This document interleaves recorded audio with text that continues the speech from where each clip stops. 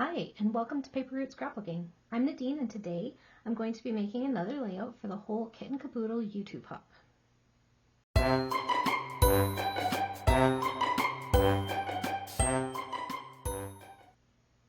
Hello everyone, and welcome back to my channel. Today I'm going to be working with page kit number 6 from the Whole Kit Caboodle series that I'm doing with Ginger from Ginger's Corner and some of her friends, where everybody has been challenged to use up an entire collection kit. So this is going to be layout number 6. This is the page kit that I made, and I am just going to go ahead and get started. So I'm going to just set my photos and embellishments aside for a second, and I'm going to start with, I want this to be my background page, which I think I mentioned in my page kit making video. If you haven't seen that, you can pop back on to, I'll have a playlist for this on my own channel if you just want to pop back and find the video that way, or you can go on to the playlist from Ginger's Corner, where we are all sharing our videos together in a collaborative playlist for the Whole Kit Caboodle, and you can get ideas from everybody over there on how they are going to be using up an entire collection kit. So I am going to be cutting this background sheet down to, it'll be 11 3/4 by 11 3/4 when I'm done. So I'm just cutting 3/4 of an inch off two sides. And that leaves me with some little scraps. And then I, again, am really loving how this turned out, so I'm going to do it again, where I used this piece of paper as my frame of my layout to like mat the background. But again, I love both sides of this paper, so I'm also going to gut the paper, which I don't always do, but sometimes if I really love it, I'll go ahead and gut that paper. So I'm just going to cut in at 1 inch, 1 inch, oops, my blade's coming out of the paper there, 1 inch on each side, and take the inside out of there. So just gonna lay that onto there.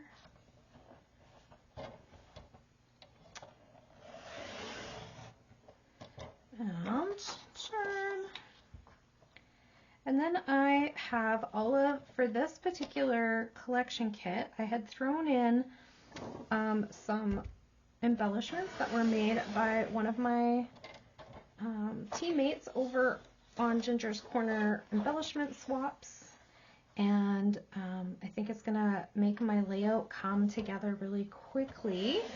So a couple layouts ago you saw me use the one that I did for the, I can't remember what the swap was called, Music Notes or something. No, that's the name of this collection. Oops, sorry, that was noisy. Music Notes is the name of this collection from Photo Play. So I think the swap was called something else. I think I've gotten them mixed up in my head, but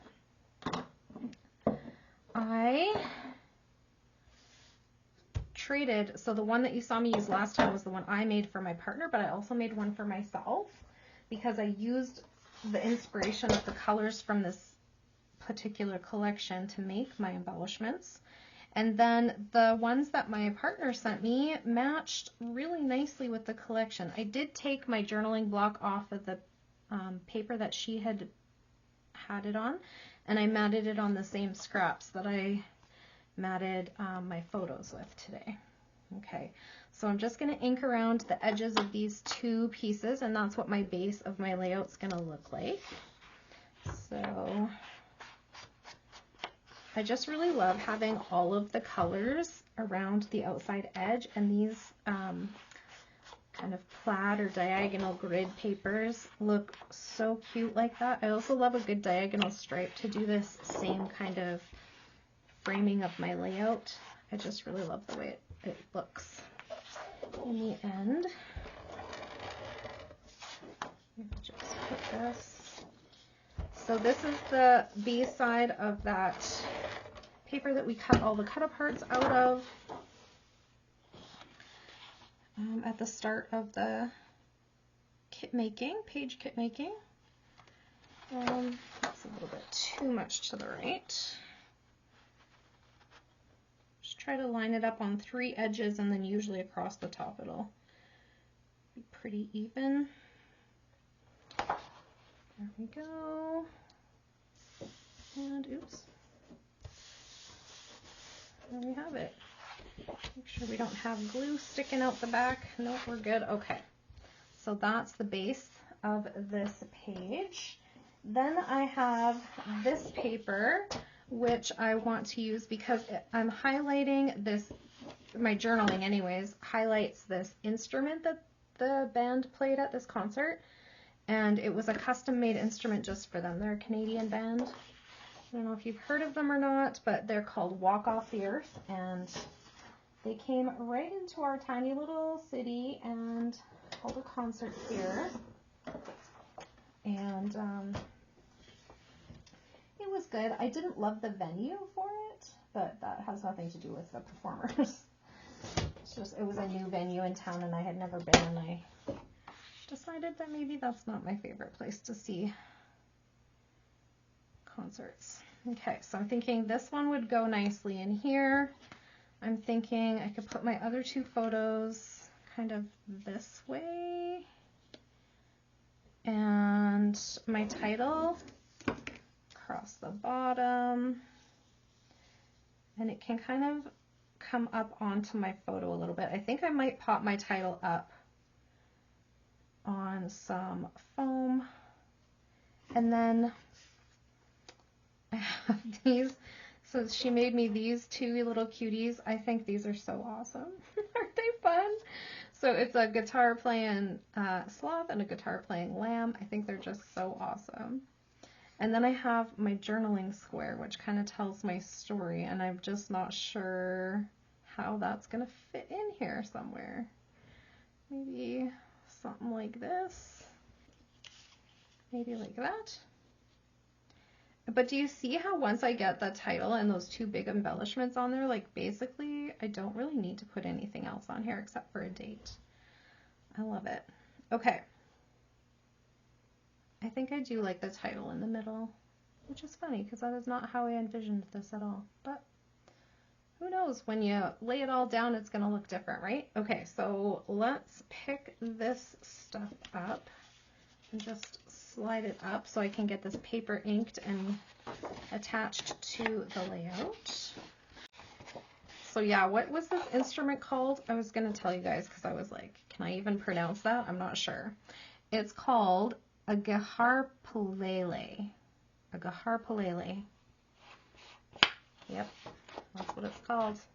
I had to look it up because I couldn't remember what they called it. I knew it was like a whole bunch of different instruments put together and all the people play it together. It was very fascinating to watch. It's my favorite part of the show. And the reason it's called that is because it includes guitar, a harp, percussion, and a ukulele. I had to think that through. Do you like that? I have to think it when I say it. I have to think it when I'm telling you what's in there. You're making me use my melon. Okay, so I'm going to put this kind of as far to the bottom corner of here as I can so that I have room for all the things. So I'm going to pop this kind of to the left there. Okay, and then this guy, should I pop him up? Should I put him on some foam? Probably. I think I'm gonna actually put down my photos up here too, because I don't think there's anything that needs to be tucked under them. But I can always lift them back up if I need to. All right, so then I have this piece here, which I think I am going to pop up on some dimensional something.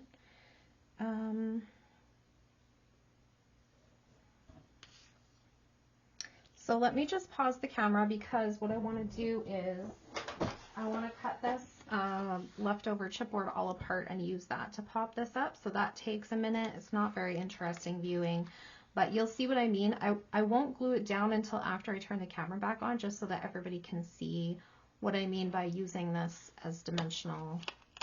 I guess it's not really adhesive because I use my white glue on it, but it's adding dimension to my elements for a little bit of a less expensive way than buying the foam tape. Okay, so hang on. I'm going to pause the camera and go do that, and then I'll be right back. All right, so I glued down my journaling and I popped this embellishment up, but I put this one flat. I added a couple of tickets, which are also from swaps. So the tickets were from Kathy, and the 2 animals playing guitar and the rock and roll title are from Heather. So thank you, ladies, for your addition to my super fun layout. And I left this one off. I thought I would do that with you and just show you, like, this is what it looks like when I take the chipboard piece and cut it all up and put it behind my embellishments or titling or whatever, so that I can get some dimension on there without the cost of the, what do you call it, foam squares, foam adhesive. But also, even though I have foam adhesive that I could use, I just like to do this sometimes just to make sure I'm maximizing the use of my purchases. So I'm just going to slide this a little bit to the right and glue it down there. So there we go. I did also add a few brads. So I have one here, one here, one here, one here. This embellishment was made by me with the stuff that I think layout 2 or 3. I made extras of the music notes and stuff. So this was one of them. And then these came from a little punch and a scrap of black cardstock. And I did add a strip of washi tape as well. So I think that is it for layout number 6.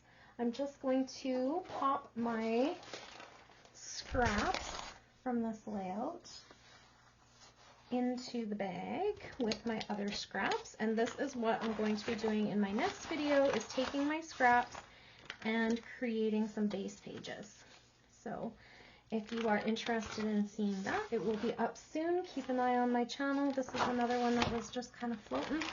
Okay, so I have this little pack of scraps that needs to be made into base pages in my next video.